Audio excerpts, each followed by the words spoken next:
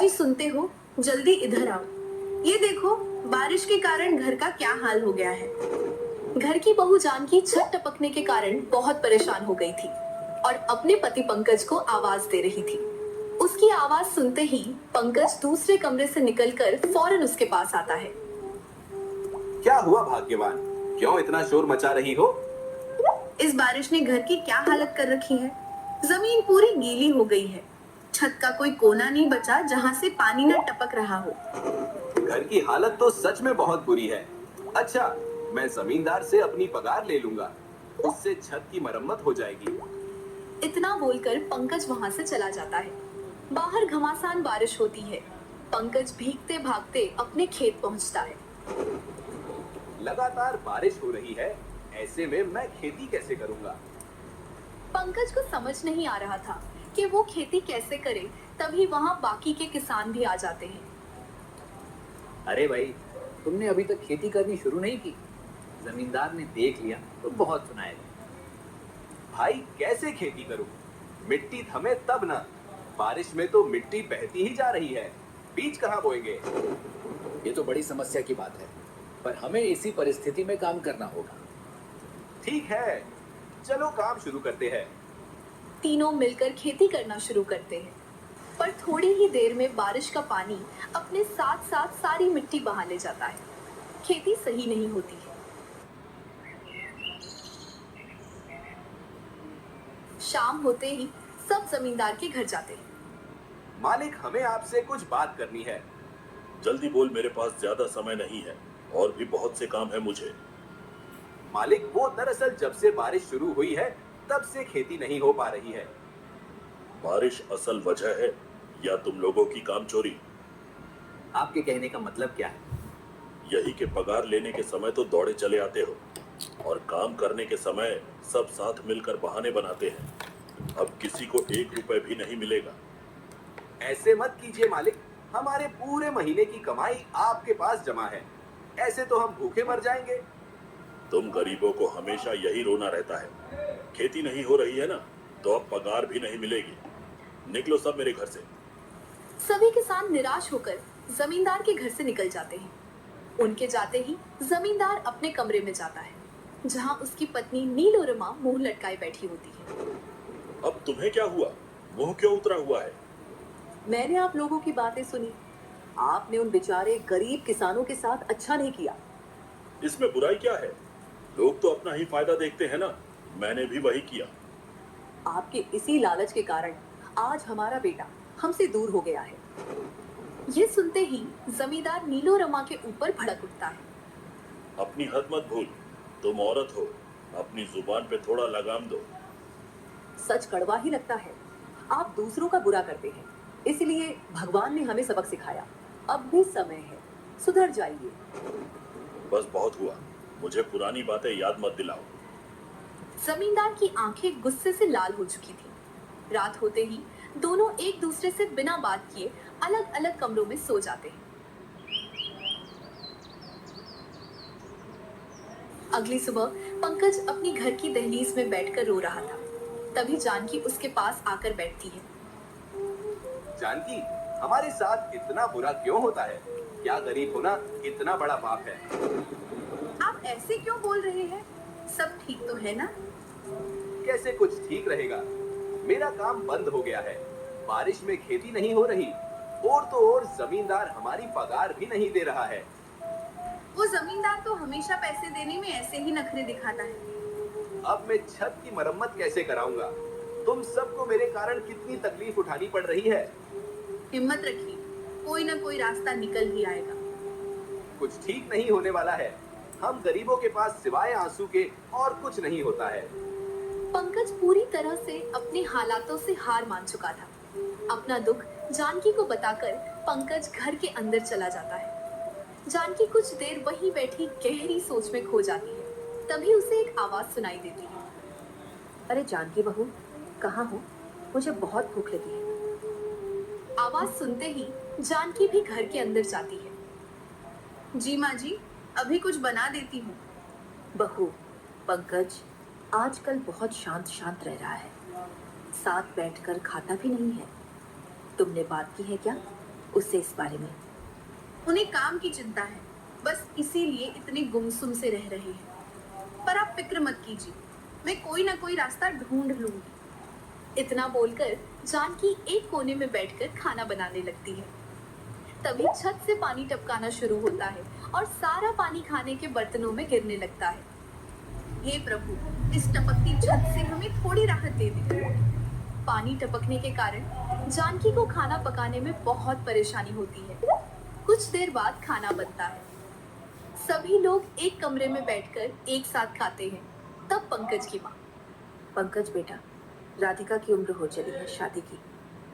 हाँ माँ, राधिका बड़ी तो हो गई है, अब लगता है उसके लिए कोई अच्छा लड़का ढूंढना ही होगा। अपनी शादी की बात सुनकर राधिका का चेहरा उतर सा जाता है। वो शांत बैठी होती है। तब जानकी, राधिका, तुम्हें क्या हुआ? शादी की बात सुनकर तो हर लड़की का चेहरा खिल उठता है, पर तुम्हारा उत्तर क्यों गया? कुछ नहीं भाभी, बस तबीयत कुछ ठीक नहीं लग रही है। कुछ तो बात जरूर है। राधिका के मन में कोई तो राज दबा है। इसके बाद सब खाना खाकर सो जाते हैं। बद से बदतर होती चली जाती है। एक दिन जानकी बाजार से सब्जियां लेकर जंगल के रास्ते से आ रही थी। तभी अचानक बारिश और ज्यादा तेज हो गई और उसे एक घने पत्तों वाले पेड़ के नीचे छुपना पड़ा। इस बारिश ने तो जिंदगी के सुख ही छीन लिए हैं। अमीरों को तो खुशी होती है बारिश देखकर, पर परेशानी तो हम गरीबों को झेलनी पड़ती है ना। जानकी खड़ी खड़ी बारिश के मौसम को कोस रही थी। इतने में उसकी नजर एक मिट्टी की गुफा पर पड़ती है।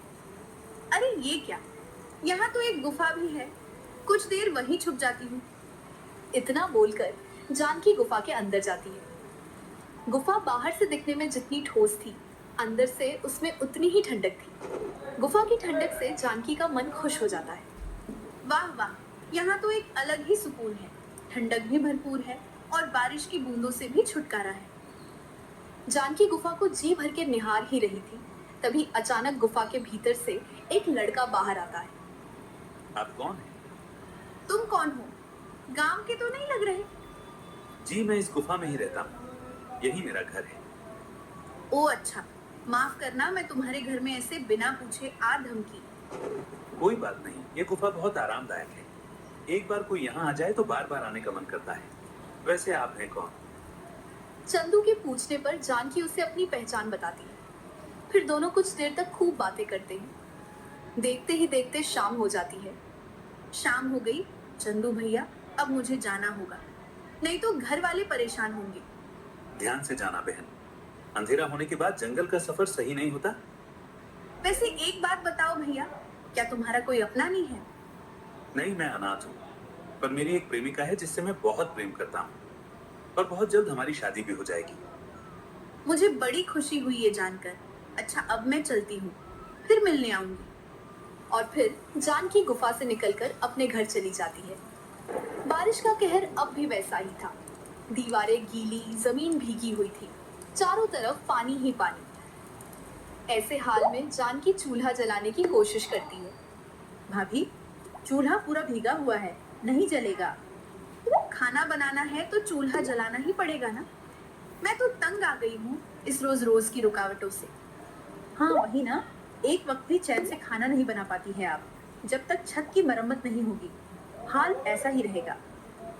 इतना बोलकर दोनों नंद भाभी चूल्हा जलाने की हर मुमकिन कोशिश करती है, पर न चूल्हा जलता है और न ही खाना बनने का कोई तरीका उन्हें मिलता है। आखिर में दोनों हार मानकर अपने अपने कमरों में चली जाती है। जानकी पूरी रात इसी फिक्र में जगी रहती है।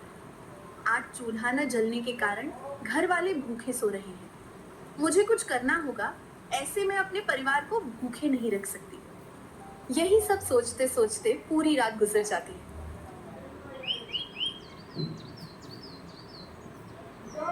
अगली सुबह सूरज निकलते ही जानकी फिर से उस ठंडी गुफा में जाती है। चंदू भैया, तुम हो क्या अंदर? चंदू को आवाज लगाने पर भी चंदू उसके पास नहीं आता है। जानकी वही गुफा के अंदर बैठकर चंदू का इंतजार करने लगती है। कुछ देर बाद चंदू लकड़ियां लेके गुफा में आता है। जानकी बहन, तुम कहाँ चले गए थे? मैं कब से तुम्हारा इंतजार रही थी। वो मैं लकड़ियां लाने गया था। रात में गुफा काफी ठंडी हो जाती है ना, तो कभी कभी आग जलानी पड़ जाती है। अच्छा चंदू भाई, मुझे तुमसे एक सहायता चाहिए थी। कैसी सहायता? कहो ना, मैं तुम्हारी क्या मदद कर सकता हूँ। बारिश की वजह से मुझे घर में खाना बनाने में बहुत कठिनाइयां हो रही है। अगर तुम्हें बुरा ना लगे तो क्या मैं यहाँ खाना बना सकती हूँ? इसमें बुरा क्या मानना?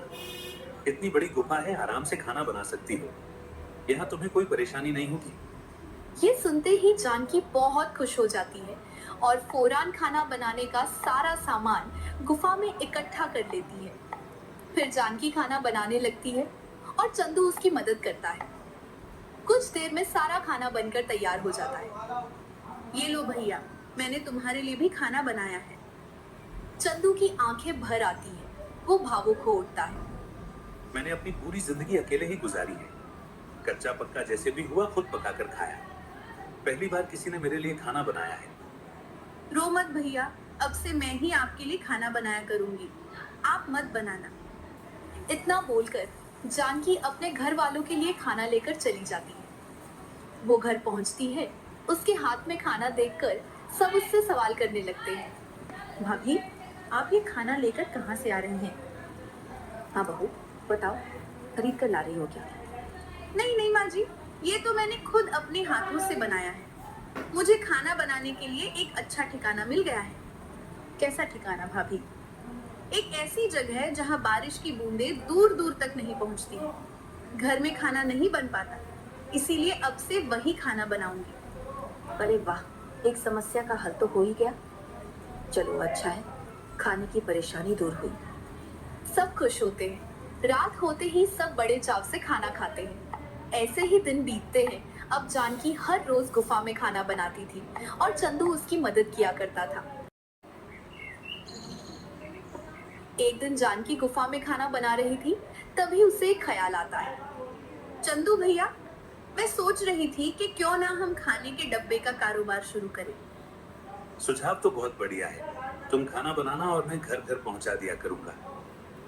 न जाने इस बारिश में ऐसे कितने ही गरीब होंगे जिन्हें खाना बनाने में परेशानी होती होगी। उस रोज से जानकी अब ज्यादा मात्रा में खाना बनाने लगी और चंदू घर घर जाकर खाने का डब्बा बेचने लगा। काम ने रफ्तार पकड़ी। धीरे धीरे गांव में काफी लोग उनसे खाने का डब्बा लेने लगे। एक दिन जमींदार के घर से भी उन्हें ऑर्डर मिला। चंदू भैया, आज तो जमींदार के घर से भी ऑर्डर आया है, आप डब्बा पहुंचाना। ये जमींदार तो वही है ना जिसने सब गरीबों के साथ बड़ी नाइंसाफी कर रखी है। उसे खाना मत दो। जरूरी नहीं कि उसने हमारे साथ गलत किया तो हम भी वही करें। ऐसे खाने के लिए किसी को मना नहीं करते, पाप लगता है। ठीक है बहन, तुम खाना बना दो, मैं दे आऊंगा। इसके बाद जानकी फटाफट खाना बनाती है और चंदू फौरन डब्बा लेकर निकल पड़ता है। जमींदार के घर पहुंचकर चंदू कहता है। जमींदार जी, खाना लाया। जमींदार कमरे से बाहर आता है। लाओ लाओ, बड़ी भूख लगी है। आज मेरी पत्नी की तबीयत सही नहीं है, इसलिए घर में खाना नहीं बना। पैसे दे दीजिए, मुझे जाना है। कैसे पैसे? हिसाब में लिख लेना, अभी चैन से खाने दे। मुझे पता था आप कुछ ऐसा ही कहेंगे। आपसे और उम्मीद ही क्या की जा सकती है। इतना बोलकर चंदू गुस्से में वहां से चला जाता है। चंदू के मन में जमींदार को लेकर एक गलत छवि बन जाती है। दिन ब दिन बारिश का कहर और भयंकर रूप ले लेता है, जिस कारण आधी रात में ही जानकी के घर की छत उड़ जाती है। हे भगवान, ये क्या हो गया? हम क्या करेंगे अब? एक के बाद एक मुसीबत आती ही जा रही है। अब हम कहाँ रहेंगे? ऐसी बारिश में बिना छत के रहना मुमकिन नहीं है। सब दुखी होकर रोने लगते हैं। तभी जानकी कुछ देर सोचती है, उसके बाद वो कहती। मुझे एक ठिकाना पता है, चलिए हमें वही सहारा मिलेगा। लेकिन कहाँ जानकी? आप चलिए तो सब पता चल जाएगा। इसके बाद सभी जानकी के पीछे पीछे जाने लगते हैं। जानकी सबको गुफा के बाहर ला खड़ा करती है। ये देखिए, इसी गुफा में मैं खाना बनाया करती हूँ। जब तक हमारा घर नहीं बन जाता, हम इसी गुफा में रहेंगे। सभी गुफा के अंदर जाने लगते हैं, पर राधिका हैरान होकर गुफा के बाहर ही खड़ी रहती है। उसे इस हाल में देख जानकी पूछती है। क्या बात है राधिका? तुम अंदर नहीं जा रही हो और ये तुम्हारे चेहरे की हवाइयां क्यों उड़ी हुई हैं? भाभी, आप इतने दिनों से इस गुफा में खाना बना रही थी। क्या आपको अंदर कोई लड़का दिखा था? हाँ, मैंने तो उन्हें अपना मुंह बोला भाई बना लिया है। बहुत भले व्यक्ति है वो, पर तुम उन्हें कैसे जानती हो? नहीं तो कुछ भी नहीं। चलिए अंदर चलते हैं। इतना बोलकर राधिका अंदर भाग जाती है। सभी गुफा में बैठकर कुछ देर आराम करते हैं। तभी चंदू लकड़ियां लेकर आता है। उसकी नजर राधिका के पड़ती है और दोनों एक दूसरे को हैरान होकर देखते ही रहते हैं। तभी जानकी कहती है, ये सब मेरे ससुराल वाले हैं। घर में थोड़ी परेशानी हो गई है, इसीलिए कुछ दिनों के लिए सब यहीं रहेंगे। आपको कोई परेशानी तो नहीं? अच्छा, तो ये राधिका की भाभी है? इतना सोचकर चंदू कहता है, बिल्कुल, आप सब जब तक चाहे यहाँ रह सकते हैं। अब सभी एक साथ एक ठंडी गुफा में रहने लगते हैं। जानकी दुगनी मेहनत करती है, ज्यादा से ज्यादा मात्रा में खाना बनाती है। आहिस्ता आहिस्ता काम में बढ़ोतरी हो जाती है और जानकी अच्छे खासे पैसे कमाने लगती है, जिससे घर की मरम्मत भी शुरू हो जाती है। माँ जी, कल घर की मरम्मत पूरी हो जाएगी। कल हम सब अपने घर वापस जा पाएंगे। सभी अपने घर वापस लौटने की बात सुनकर बहुत खुश होते हैं। रात होती है, सब खाना खाकर सो जाते हैं। तभी राधिका और चंदू गुफा से बाहर निकलते हैं। ये क्या राधिका, तुमने अब तक अपने घर वालों को सच क्यों नहीं बताया? मैं बहुत घबरा गई थी चंदू। मुझे तो ये तक पता नहीं था कि मेरी भाभी तुम्हारे साथ मिलकर काम कर रही हैं। राधिका, तुम्हें पता है ना मैं तुमसे कितना प्यार करता हूँ। अगर किसी कारणवश तुम्हारे घर वालों ने मुझे नहीं अपनाया तो मैं जी नहीं पाऊंगा। ऐसा मत करो, मैं भी तुम्हारे बिना नहीं रह सकती हूँ। अगर तुमसे मेरी शादी नहीं हुई तो मैं आजीवन कंवारी रह जाऊंगी। दोनों बातें कर रहे होते हैं, इतने में जानकी वहां आ जाती है। मैंने आप दोनों की सारी बातें सुन ली, तो इसीलिए जब भी शादी की बात उठती थी राधिका का चेहरा उतर जाता था। भाभी, चंदू बहुत अच्छा लड़का है। मैं इससे बहुत प्यार करती हूँ। हम लोग एक संजोग से जंगल की इसी गुफा के बाहर मिले थे। तब से मैं अपना दिल हार बैठी हूँ। अच्छा, घबराओ मत। मैं सुबह होते ही माँ जी और तुम्हारे भैया से इस बारे में बात करूंगी। काफी रात हो गई है, अब तुम दोनों अंदर चलो। अब तीनों गुफा के अंदर जाते हैं। भोर होती है। जानकी अपनी सास से राधिका और चंदू के बारे में बातें करने लगती है। बहू, तुमने ऐसा सोचा भी कैसे कि मैं अपनी बेटी की शादी एक गुफा में रहने वाले लड़के से कर दूंगी? पर माँ जी, इसमें बुराई क्या है? चंदू भैया एक साफ दिल के इंसान है और हमारा कारोबार भी अच्छा चल रहा है। उन्हें भी बहुत मुनाफा हो रहा है। सिर्फ पैसा ही सब कुछ नहीं होता बहू। आखिर कुल खानदान भी मायने रखता है। चंदू का तो कोई परिवार ही नहीं है। इतना बोलकर जानकी की सास राधिका को लेकर फौरन घर चली जाती है। फिर जानकी और पंकज भी उनके पीछे घर जाते हैं।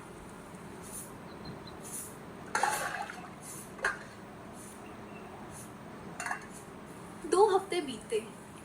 चंदू उदास चेहरा लिए जमींदार के घर बाकी के पैसे मांगने गया हुआ था। जमींदार जी, बहुत दिन हो गए उधारी के, अब पैसे दे दीजिए। तू फिर आ गया पैसे मांगने? जा, मैं कोई पैसे वैसे नहीं दूंगा। चंदू खाली हाथ लौटने लगता है। तभी नीलोरमा उसे आवाज देती है, बेटा ये लो पैसे। चंदू पैसे लेने के लिए हाथ आगे बढ़ाता है। तभी नीलोरमा की नजर चंदू के हाथ में लगे निशान पे पड़ती है। ये मेरा बेटा है। ये तुम क्या कह रही हो? हाँ, ये देखिए, इसके हाथ में जन्म का निशान है जो हमारे बेटे के हाथ में था। आप दोनों शायद गलत समझ रहे हैं। मैं तो एक अनाथ गुफा में रहने वाला लड़का हूँ। जब तुम बहुत छोटे थे तब तुम्हारे पिता की अपने एक व्यापारी मित्र से पैसों को लेकर लड़ाई हो गई थी। और इसी कारण जलन के मारे उसने तुम्हें हमसे चुरा लिया था। हमने उसे ढूंढकर जेल तो भेज दिया, पर तुम्हें न ढूंढ सके। ये सुनते ही चंदू बिना कोई जवाब दिए वापस अपनी गुफा में भाग जाता है। कुछ देर बाद उसके पीछे जमींदार और नीलोरमा भी जाते हैं। क्या हुआ बेटा, तू भाग क्यों आया? आप लोगों को पता है, सिर्फ पैसों के लालच के कारण मेरी पूरी जिंदगी बर्बादी की राह में चली गई। यहाँ तक कि मेरा प्यार भी छिन गया। बेटा, मुझे माफ कर दे। आज तक तूने मेरी गलती की सजा भुगती। अब मैं सब कुछ ठीक कर दूंगा। हो सके तो हम उनके कदमों में गिर जाएंगे। माँ पिताजी, मैं हमेशा से आप दोनों के स्नेह के लिए तरसा हूं। अब मुझे कभी अकेला मत छोड़ना। इसके बाद जमींदार चंदू और नीलोरमा के साथ जानकी के घर जाते हैं। जमींदार उनसे